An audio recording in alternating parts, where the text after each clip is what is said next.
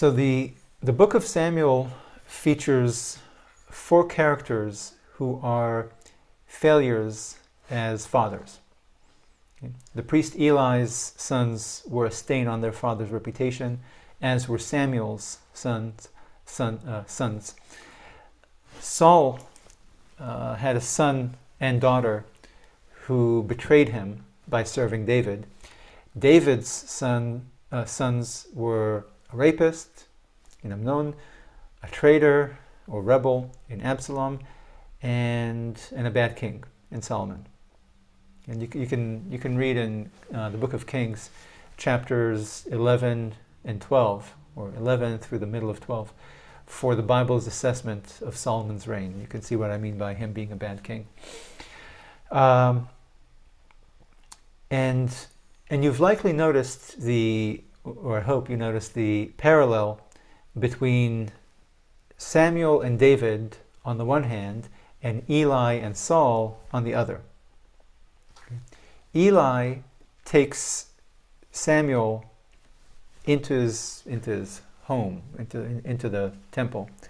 But Eli takes Samuel in and raises him to high position, and then Samuel replaces Eli and ends Eli's line of succession. By the same token, Saul takes David in and raises him to a high position, and then David replaces Saul and ends his line of succession. Okay, there's a symmetry in the book in this respect between the first 2 major characters and the second 2 major characters.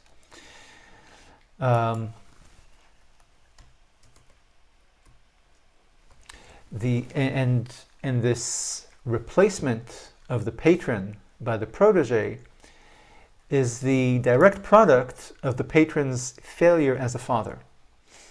Okay? God ended Eli's line because Eli raised sons who were corrupt and abusive priests. Okay? Then the people ended Samuel's line because Samuel raised sons who were bad and corrupt judges. Okay? David ended Saul's line because Saul's own children turned against him. David escapes this fate, however, even though his own children are also not something to brag about. Another sign, perhaps, of the special credit that David has with God. Now, God's view of monarchy is expressed directly in God's own words in Deuteronomy 17, verses 14 to 20. We've discussed these verses before when we talked about Samuel and his anti-monarchical speech. So God clarifies in those verses in Deuteronomy. This is when they're still in the desert under Moses. Okay? So God clarifies there that if the people demand it, then fine. Okay, you can have a king. Okay, but it's not a Jewish form of government. Okay? It's a Gentile institution that the Jews may adopt if they wish to be like the nations. Okay, it says there, if you wish to be like the nations, fine, you can have it. If you want to be like, kechol hagoyim. Okay. And then God clarifies that if, when you come into the land, you will wish to be like the nations and have a king, then God clarifies what this kingship should look like. Okay? So God clarifies what He thinks of kings by saying that an Israelite king may not do all these things that God associates with kings. Accumulating horses, accumulating wives, accumulating wealth, selling their subjects into slavery, making law rather than being subject to the law. Okay. Yotam's parable on the destructiveness of monarchy conveys the same sentiment. This is, if you remember, this is at the end of the Gideon story in Judges 9, when Avimelech Gideon's son, murders his brothers to make himself king, and he rules as a ruthless tyrant. Okay, and then Yotam offers his parable about the atad, the thorn, the thorn bush, as the king of the trees. Okay, so God delivers this kind of message. What He thinks of kings. What do kings do according to God? We know from what he tells the Jewish king not to do. And then Yotam in Judges, we get a similar message about what kingship is in Yotam's parable. And then Samuel's speech on the king's rule in Samuel chapter 8, verses 11 through 18, likewise delivers the same message about monarchy. Okay. My sense is that these fathers and sons, or these father and sons stories in Samuel further convey, in the form of a story, God's principled rejection of monarchy. Okay, so God's anti-monarchical statement in Deuteronomy 17, verses 14 to 20, followed by Yotam's anti-monarchical parable, followed by Samuel's anti-monarchical screed, all of these tell the audience in the form of a moralist exhortation that kings are bad news because power and human nature are a bad combination. Okay. But then, after God told us what He thinks of it, and after Yotam told us what he thinks of it, and after we saw Gideon and Avimelech, and after Samuel tells us what he thinks of monarchy, then we start reading about our kings. Okay, we read the book of Samuel's, and we're engrossed in this lively and exciting story about Saul and David and Solomon, that we don't notice ourselves absorbing that same lesson once again in the form of a story this time. Instead of getting it in the form of a speech or another speech or a screed, or a speech by God, a parable by Yotam, and a screed, like a political science screed by Samuel, we're getting the same message against monarchy in the form of a great Game of Thrones kind of story. Okay, so the author is showing us in the story of Saul and David and Solomon, the author is showing us without exhorting us explicitly, like God and Yotam and Samuel did. The author is showing us here that hereditary rule is dangerous and inadvisable. You know, because a good leader's good qualities do not pass on to the son. Okay? Good character and good judgment are not hereditary. Okay? Gideon's son Avimelech was a tyrant. Eli's two sons were terrible people and terrible priests. Solomon's sons judged falsely and sold justice to the highest bidder. And David's sons, a basket of deplorables, as someone once said. And since we're on the topic of fathers and sons, I'd like to add an observation on wives and daughters in the David story.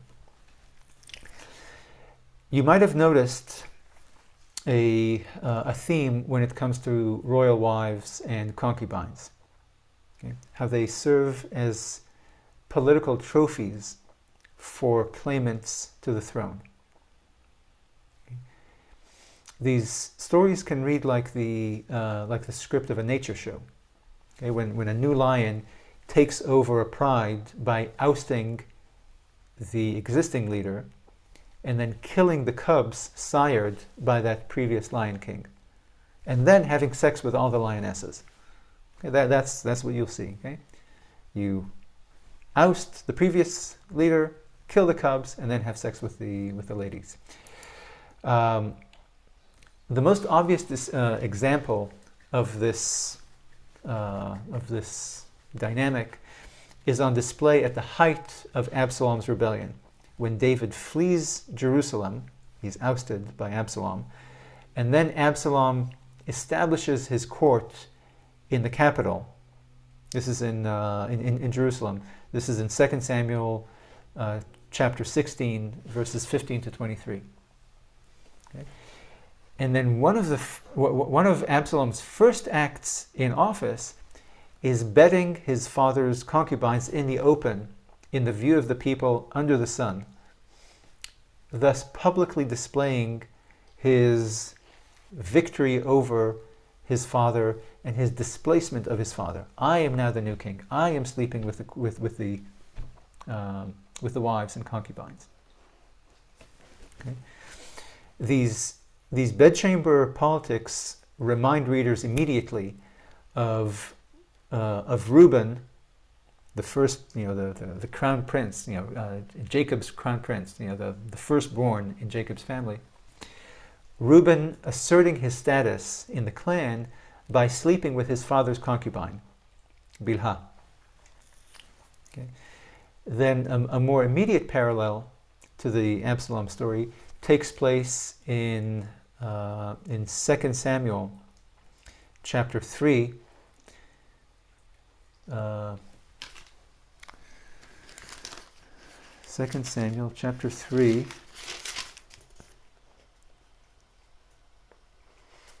Verse 6 to 15 to 16. Okay, so this is during the war between David and Ishbosheth, Saul's son, after Saul dies. Okay, the text explains there that Avner, Saul's army chief, grew increasingly powerful in Ishbosheth's court, so much so that Avner slept with one of Saul's concubine, Ritzpah, and he made it known that he had done so. Okay, so it wasn't done in the dark; it was done in the open. Okay. And Ishbosheth, so Avner gets kind of high in Ishbosheth's court and has sex with the former king's queen or wife, concubine. And Ishbosheth sees this as a huge affront, as a direct challenge to his authority, which eventually leads Avner to switch. So he confronts him, and this leads Avner to switch his support from Ishbosheth to David. Okay? And then again, more of this. Before David and Avner seal the deal, before David accepts Avner as an ally, he insists that Avner first retrieve Michal, Saul's daughter and David's wife. So he says, if Avner wants to have an alliance with David, he has to bring Michal back to me. Okay, so when David was chased into exile, Michal, which was his connection to the royal house, was taken from him and given to another man. Now that David returns and wins the war against Ishbosheth and is set to claim Saul's throne, he demands his princess bride back. And the author clarifies that David's motivation is not, affection for his first wife. Actually, it was, his first wife.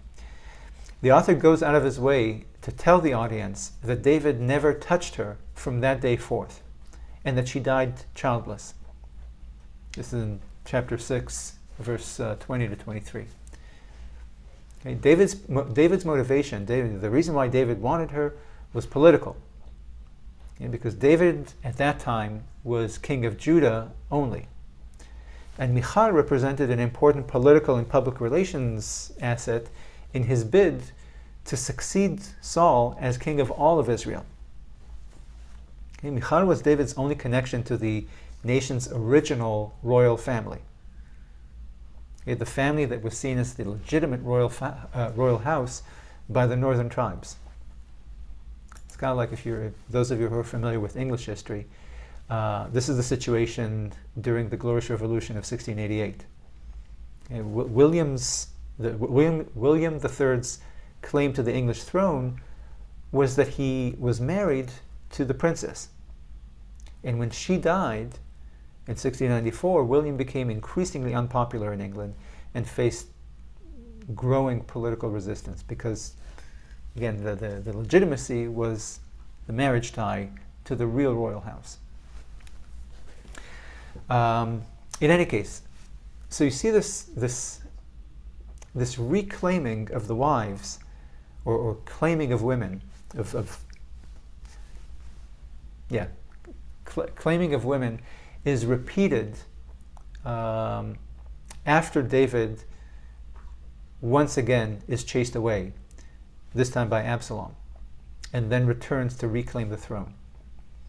Okay? Once again, just like with Michal, once again David regains the wives he lost. Okay, those 10 concubines with whom Absalom slept in sight of the people. So as he regains the throne, he regains those wives that he had lost to Absalom. Again, we're told that as soon as he returned to Jerusalem, we're told that David took these concubines back into the palace, and he housed them and fed them for the rest of their lives. But the author again goes out of his way to clarify and leave no doubt that David never again slept with them. Again, chapter 20, verse 3. Okay, their value was not emotional or sexual, but political. Okay, they're a political display that I have regained possession of what's mine. Okay, Absalom tried to show that he was laying claim to the king's wives, and now the king was reasserting that no, I have claim to the king's wives. Another reference to such, again, bedchamber politics comes in Nathan's indictment of David after the murder of Uriah. It's in 2 Samuel chapter 12, verse 8, in which God chastises David by saying, "You are the man. You're the man who did this." Okay. Thus said the Lord. Thus said God, that I anointed you as king over Israel, and I delivered you from the hands of Saul, and I gave you, I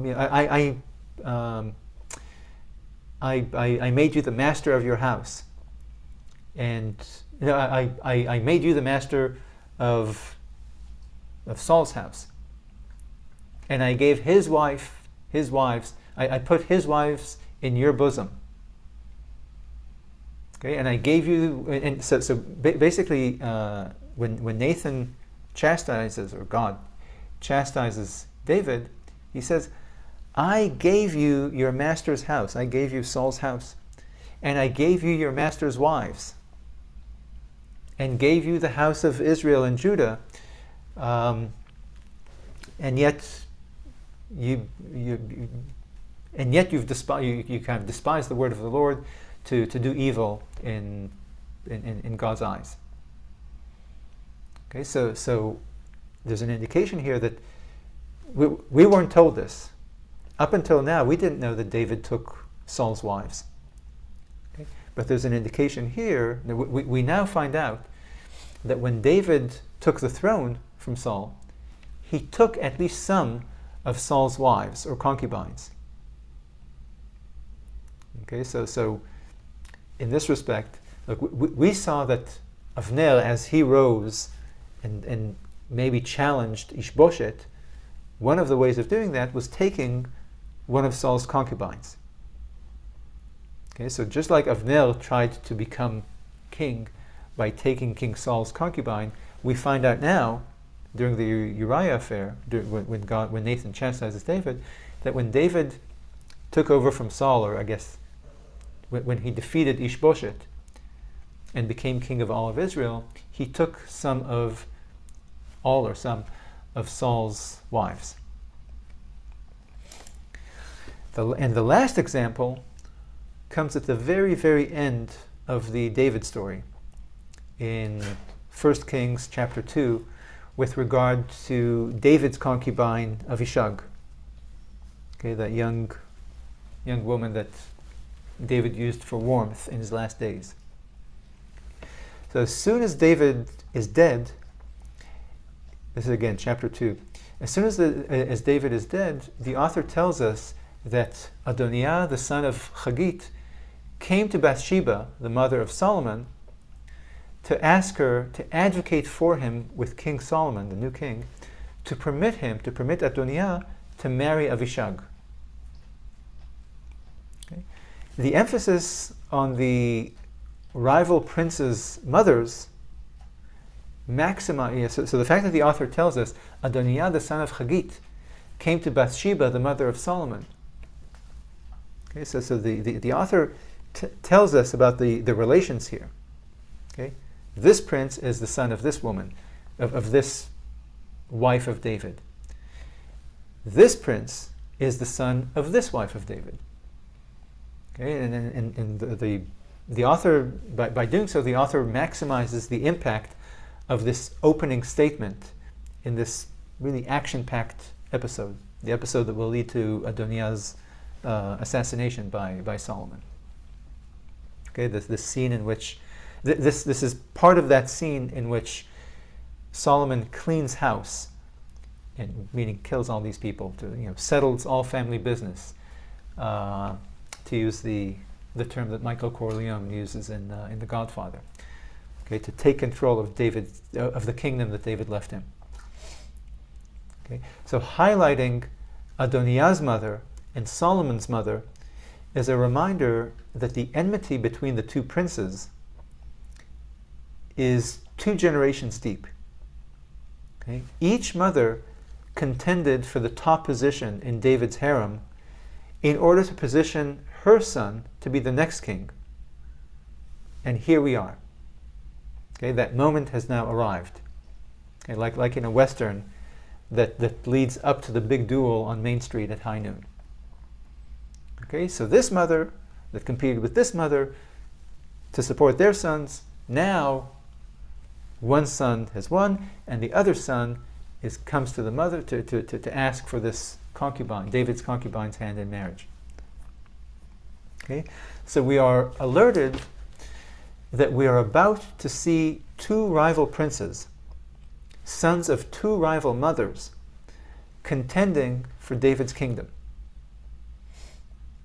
Okay? And this is why we immediately recognize that the Adoniah, who is described to us as very handsome. Okay, when Adoniah asks for Avishag's hand in marriage, he's not, again, this very handsome prince is not simply making a romantic request.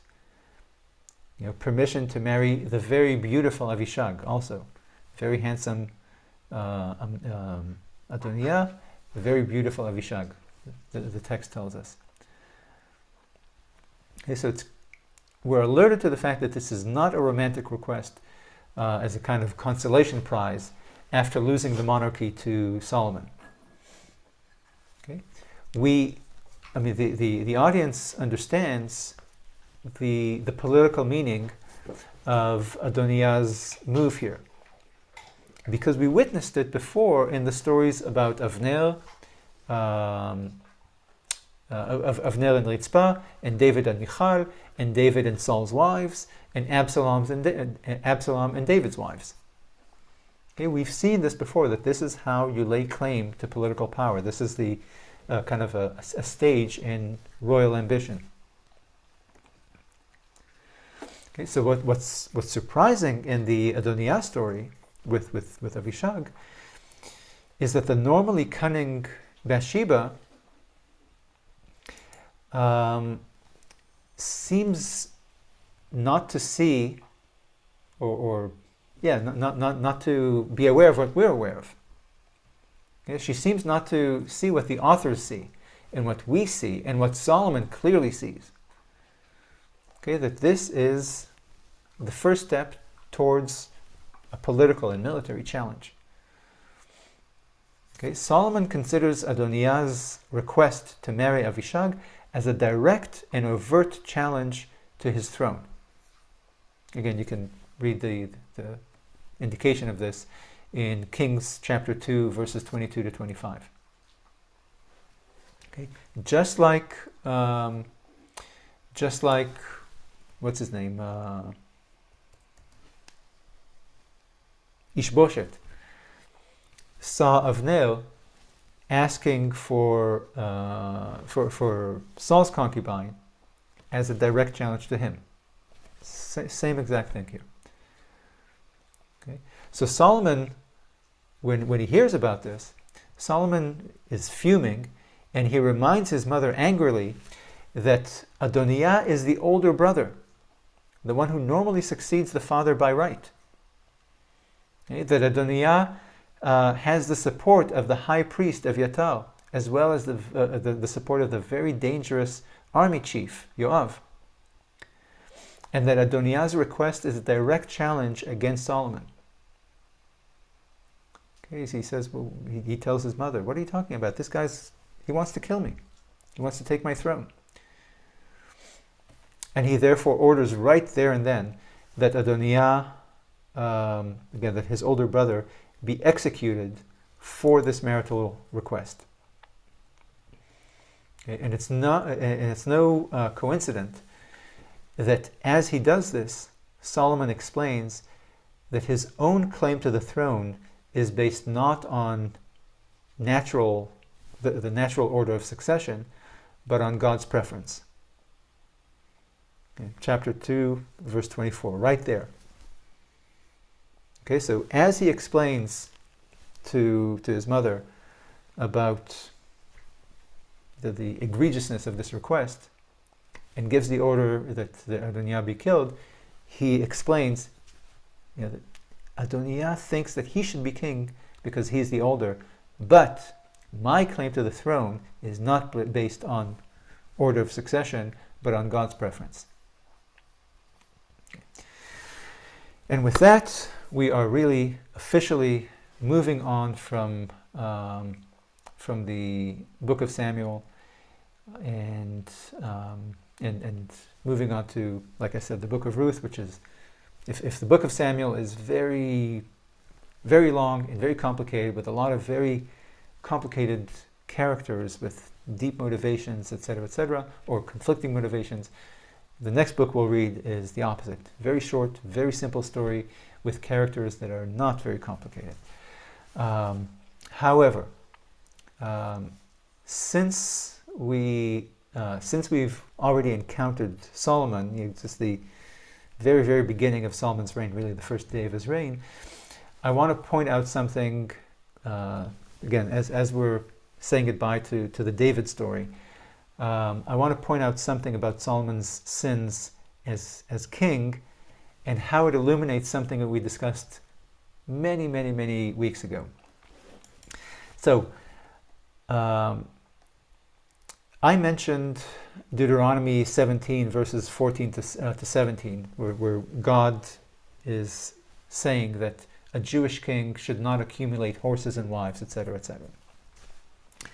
Now, a long time ago, when we read the book of Joshua, we discussed the question of whether there's a meaning behind the various restrictions and impositions that the Torah imposes on Jews, like the dietary laws and all the other laws. Okay, 613 do's and don'ts.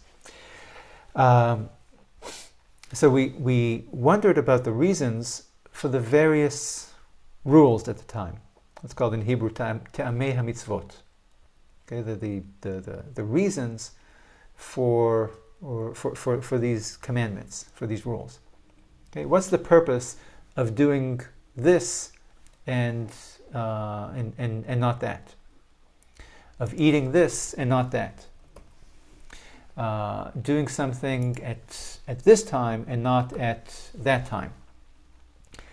The Talmud discusses this question and of whether there's a reason for doing what God tells us to do in the various books of the Torah. Okay,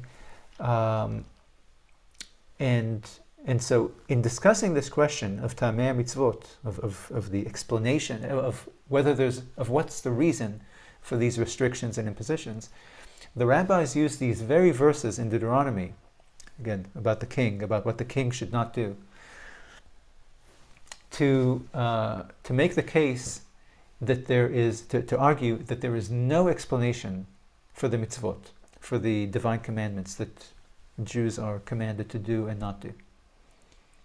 Okay, Jews have to comply simply because their God ordered them to do so, and that's that. No explanation.